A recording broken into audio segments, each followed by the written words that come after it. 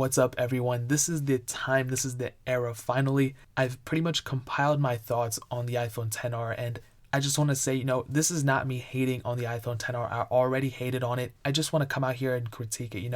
I made tons of videos talking about why I dislike it and why I like it and these things. Now, this is pretty much me formulating my opinion. I've owned this iPhone for a bit of time now, so I've owned it for about like a week and a half, I would say. And the weird thing is, usually when I make a review or total review of a phone, especially when it's just released, like with the XS, XS Max, 8 Plus, whatever, when I get those phones, I usually review it the same exact day. And it's good for some reasons, like more people are able to kind of formulate an opinion, but I kind of took a different approach this time. What I did was I used it, I compared it to all the other iPhones, the predecessors and everything. So I kind of have more of an opinion, especially if you're coming from a previous iPhone like an iPhone 8 or an iPhone 6S or something, and talking about the differences between them. And I've done separate speed comparisons and different reviews and comparisons in general with every single iPhone. So you can go back to my channel and look at the XR versus the iPhone 7 or 7 Plus or whatever. So you always have that option. Now, what I'll say is, from my usage and from my comparisons between all the iPhones that I did, I'm going to tell you this phone is not a bad phone at all. This is not a bad iPhone, guys. No matter what anybody said, no matter what I said, I'll say it's pretty good,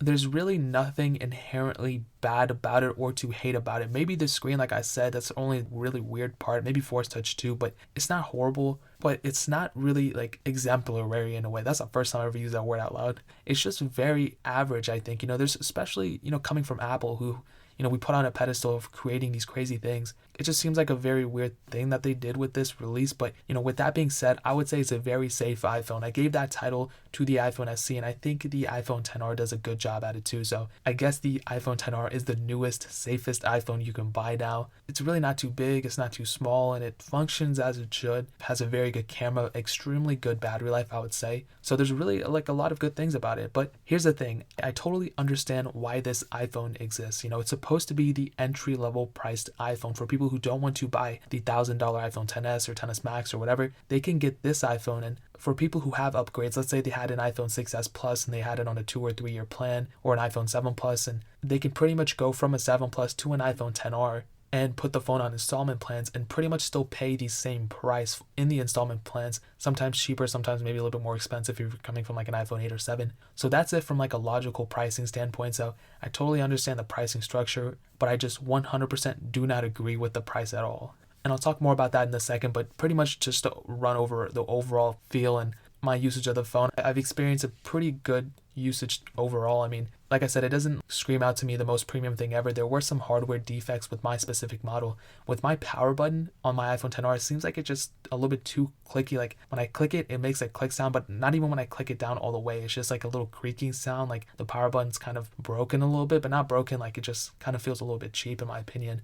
And the overall body feels pretty much like an iPhone 6S Plus, but just with a glass back, which is kind of funny. So that's pretty much the positive things I have to say about it, okay? Now here's the thing. Now if you don't want to hear some criticism, then I guess you can tune out now. But looking at a value per dollar standpoint, I don't think this phone is a good value for the dollar amount that you have to spend on it. For $750, sometimes more, depending if you get the 128 or 256 gigabyte variant. I spent almost $800 on mine after taxes and everything when I went to the Apple Store to pick it up. And, you're getting a good phone, no doubt, okay? It has a lot kind of going for it, it's not like the most greatest thing ever invented, and it's not supposed to be, but I just don't think it's worth the price tag that Apple's trying to get for it. Now, Apple didn't really say this was the budget iPhone. They kind of priced it budgetly, and it kind of is. It is a budget iPhone, but not really at the same time. A lot of people forgot about the iPhone 8 and 8 Plus release. The iPhone 8 was actually cheaper than the iPhone XR, and the iPhone 8 didn't really, suffer from anything. Like, it didn't take out a Force Touch or this or that. Like, it had everything pretty much in it. And if you got the iPhone 8, it wasn't like you were getting the budget iPhone. You were just getting the smaller iPhone. And the iPhone 6 and 6 Plus at release time were actually cheaper, but the 6 Plus was the same price as the iPhone XR. The 6S was cheaper than the iPhone XR release price, and the 6S Plus was actually the same price as well. And when you look at the 6S Plus, what's interesting is that had Force Touch, that had all these things, a higher resolution display, and it's kind of weird that they toned it down on the iPhone XR. Now, obviously, the 6S Plus and the 6S are not worth the $700 and $750 price tag what they were released for, but it's still kind of weird, as time goes by, parts for phones and everything gets cheaper, so I would assume they could have lowered the price even more on the iPhone XR, but I'll talk more about that in a second. The iPhone 7 was cheaper than the iPhone XR, and even the iPhone 8 Plus was only like $40 more than the iPhone XR, and the 8 Plus wasn't a budget or cheap iPhone, and it was actually the more expensive model under the iPhone X. in my opinion, and from past iPhone release prices, the price isn't that competitive on the iPhone XR, which was pretty much the main thing going for it. I feel like if it was around $600 or even like $650, it would have looked better, in terms of just like the price tag overall. But that difference of like $100 is a pretty steep price. Even if it was like $699, I feel like mentally that would have been like, okay, that's not as bad. But $750, the fact that it was pretty much the same price as the 6 Plus, 6S Plus, and almost the 7 Plus release prices, I mean, that's pretty crazy. They've totally flipped it on us. Before, $750 would buy you the most premium iPhone, and now $750 buys you the budget iPhone or lower end model of this year, which is pretty crazy, and it's weird how Apple flipped that on us. Now, I hate to do it on you guys like this, and I don't like doing it, but comparing this iPhone to another phone that was just released literally like last week, the OnePlus 6T, and I know you guys didn't want to hear it, but in my opinion, I wouldn't even consider the OnePlus 6T a budget phone. I think the price is budget for, I think it's like $549, less than $600. I think that price is budget, but I just don't think the phone is a budget phone. And I feel like it's the exact opposite with the iPhone XR. The iPhone XR feels kind of like a budget phone for sure, but the price doesn't really look like a budget price. I mean, it looks still like a pretty expensive. So I feel like the OnePlus 6T and iPhone XR are opposites when it comes to the pricing strategy of both. Now, what I like about the OnePlus 6T is that they actually, now I'm not sponsored by them or anything, but they actually brought in some features that even the newer flagships don't have, like the fingerprint sensor inbuilt into the screen that I feel like is coming for a lot of new phones now. But like I said, the price is under $600, and it definitely doesn't feel cheap. Now, it is missing some things that the iPhone XR has, like wireless charging and the front earpiece being a speaker, but I don't think the iPhone XR is $200 more of a phone than what the OnePlus 6T is. Now, bringing it back to the iPhone, and like I said, I compare the iPhone XR to the iPhone 8 Plus, and the iPhone 8 Plus right now is actually $699, and the iPhone 8 Plus feels better. It feels more premium. It has Force Touch. It has a better and higher resolution screen and all those camera settings that come with a dual camera setup. And I already compared the iPhone 8 Plus and the iPhone XR extensively, and I did a speed test and everything like that. If you guys want to see it, I'll try to link it up in a card or down below, or you guys can go back to the channel and look at that. And yes, the iPhone XR is a little bit faster here and there and everything, but honestly, it's not by much, okay? I would rather lose like 0.1 seconds of opening speeds of an app or whatever in order to gain back all the features that I stated before that the 8 Plus has over the iPhone XR. Now, the iPhone XR does have an advantage over the iPhone 8 Plus, which is it'll probably last you longer in terms of software than the iPhone 8 Plus, and maybe battery life as well. I feel like the battery life is better on the iPhone XR. But this is interesting because this kind of brings me to my next point.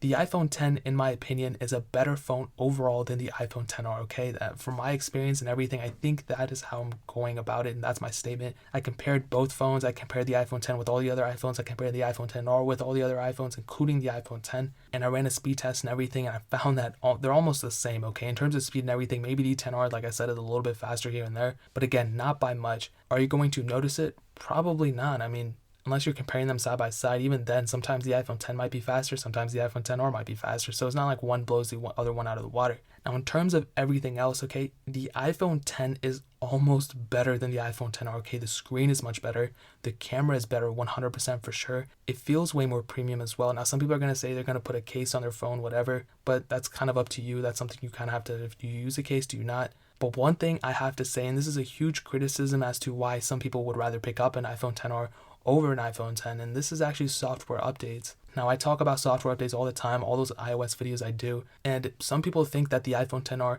is going to last you longer than the iPhone X for getting iOS, and it kind of makes sense. The iPhone XR came out newer, it's a newer phone than the iPhone X, but I don't think the iPhone XR is going to last longer than the iPhone X in terms of software, and I think the iPhone X will last actually as long as the iPhone XR. And the reason being is that the iPhone X, even up until me making this video, is not even a year old yet. It came out in November. The XS, XS Max, and the iPhone XR are not even a year newer than the iPhone X. So keeping in mind that the iPhone X got released with iOS 11.1.1, some people don't remember that. They think it came out with iOS 11, which it did, but just a newer version. So in case you don't know, usually most iPhones get released with the first iOS version of that keynote, or the first official version. Usually there's betas, and then after there's the official version. For example, the iPhone 8 and 8 Plus got iOS 11, the first version. The iPhone 7 got iOS 10, etc., etc. A couple exceptions of this recently were the iPhone SE, where it got the last version of iOS 9, one of the last versions, and the iPhone X, which is even more recent.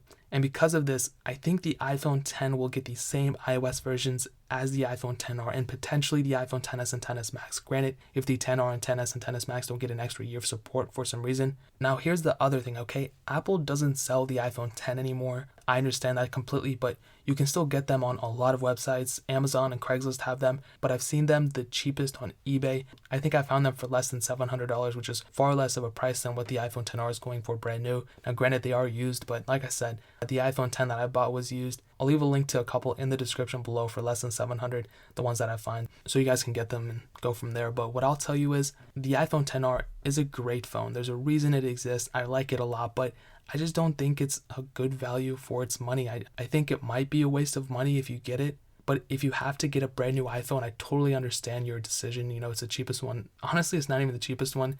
I still would kind of prefer an iPhone 8 Plus over an iPhone 10R, just because you do get the dual camera setup, the 2x zoom, all those portrait mode settings that the iPhone 10R lacks. The iPhone 10R does have portrait mode, but it's like portrait mode light in my opinion. And you have all these other things, and the iPhone 8 Plus is actually cheaper. So I mean, like I said, the iPhone 10R works. It's a functioning phone, but from everything that I just talked about, I just don't think it's worth the money that you would spend on it. And it's kind of sad because the iPhone 10R could have had the potential, if it was just even like $50 to $100 cheaper than what it was. I feel like that would have been a little bit more competitive price. So like I said, it's a budget iPhone in terms of hardware and what the phone is, but it's not a budget price, which is a weird way to look at it because you're getting less for more if you think about it. So that is where I'm going to end this. Like I said, I don't hate the iPhone 10R.